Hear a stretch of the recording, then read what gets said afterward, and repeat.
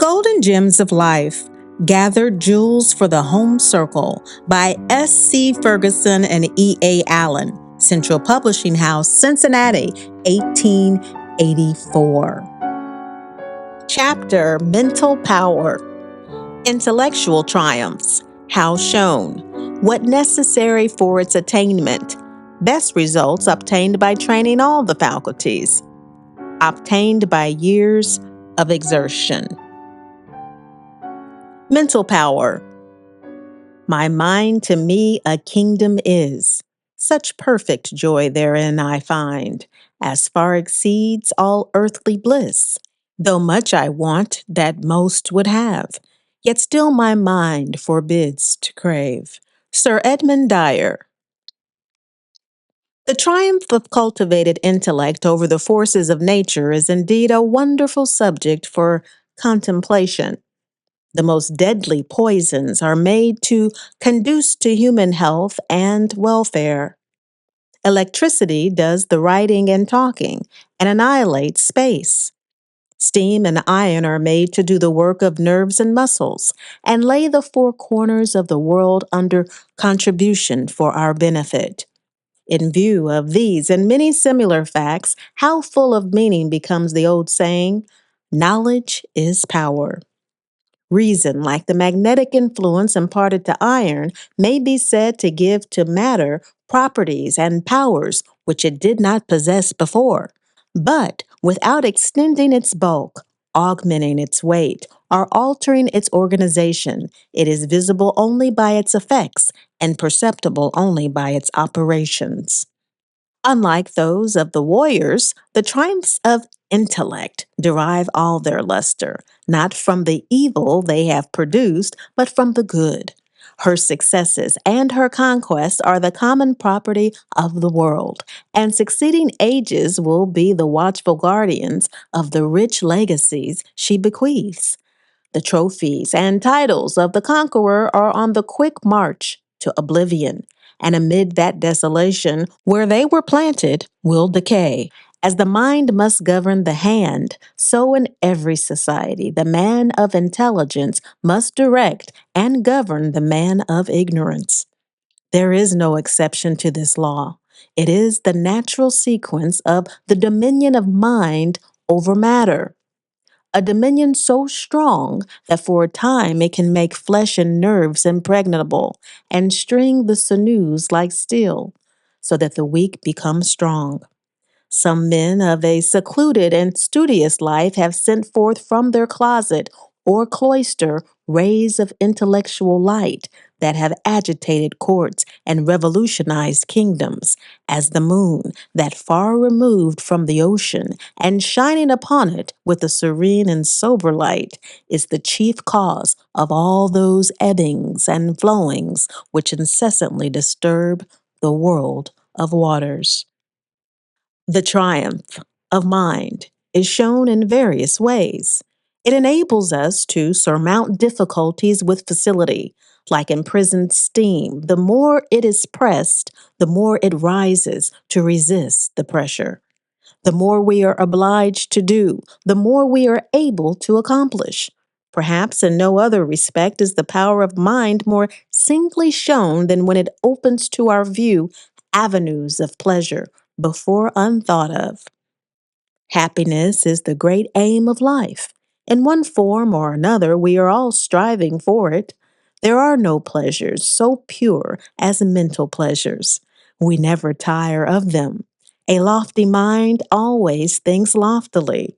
It easily creates vivid, agreeable, and natural fancies, places them in their best light, clothes them with all appropriate adornments, studies others' taste, and clears away from its own thoughts all that is useless and disagreeable. Mental force or power is not the inheritance of birth, nor the result of a few years' spasmodic study. It is only acquired as the result of long and patient exertion. There is no age at which it cannot be increased. There is absolutely no branch of literature which, when properly digested and stowed away in the mind, will not show its effect in afterlife by increased vigor in the whole mind. Those intellectually strong men and women who have left their influence on the world's history are almost without exception found to be those who have possessed broad and deep acquirements, who have permitted no opportunity for obtaining information to pass unimproved, who have been content for years to store away knowledge, confident that in the fullness of time they would reap the reward. If anyone would be the possessor of mental power, he must be willing to do his duty in obtaining it. There is a tendency to make the acquisition of knowledge at the present day as easy as possible. The end proposed is good, but the means employed are of doubtful utility. Instead of toiling painfully on foot up the rugged steeps of learning, the student of today flies along a railroad track, finding every cliff to cut through and every valley bridged. In this world, nothing of value is to be obtained without labor. So there are some who will question the value of that education which is not born of patient perseverance and hard work. As in the exercises of the gymnasium, the value consists in the exertions required to perform them, so that knowledge and mental power acquired by arduous exertion is of the most lasting and real value. Let patient toilers find a lesson of encouragement in this way. What you thus painfully acquire will prove of lasting benefit to you. Mental power is seen in its best form only when all of the mental faculties have been properly drilled and disciplined.